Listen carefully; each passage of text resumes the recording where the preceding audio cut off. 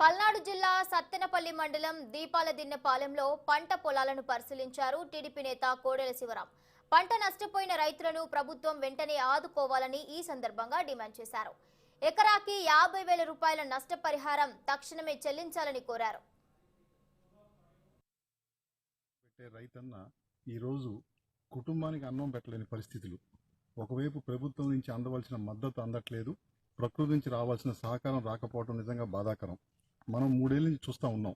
ప్రభుత్వం మారిన తర్వాతలా మేము రైతు పక్షపాతి అనే అధికారంలోకి వచ్చిన ఈ జగన్మోహన్ రెడ్డి రైతులకు ఏ విధంగా నష్టం కలిగిస్తూ ఉన్నాడో మనం 3 ఏళ్ల నుంచి చూస్తూ ఉన్నాం.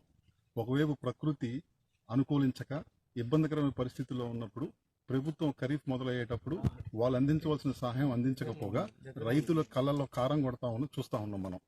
ఎందుకంటే ఈరోజు ప్రభుత్వం రైతులకు అందిస్తూ ఉన్న రుణమాఫీ లేదు, సబ్సిడీ మీద ఇస్తా ఉన్న లోన్లు లేవు, ఇన్పుట్ సబ్సిడీ లేదు, రైతు బీమా లేదు, వ్యవసాయ సామాగ్రి అందించట్లేదు, నాణ్యమైన విత్తనాలు అందిస్తామని చెప్పి రైతు భరోసా కేంద్రాలు ప్రారంభిస్తే అవి రైతు భరోసా కేంద్రాలు కాదు, రైతు భక్ష కేంద్రాలుగా మారటం నిజంగా బాధాకరం.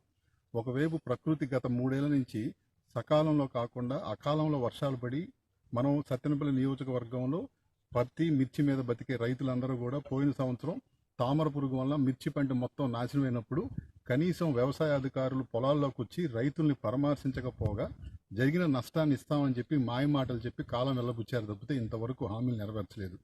బాధాకరం.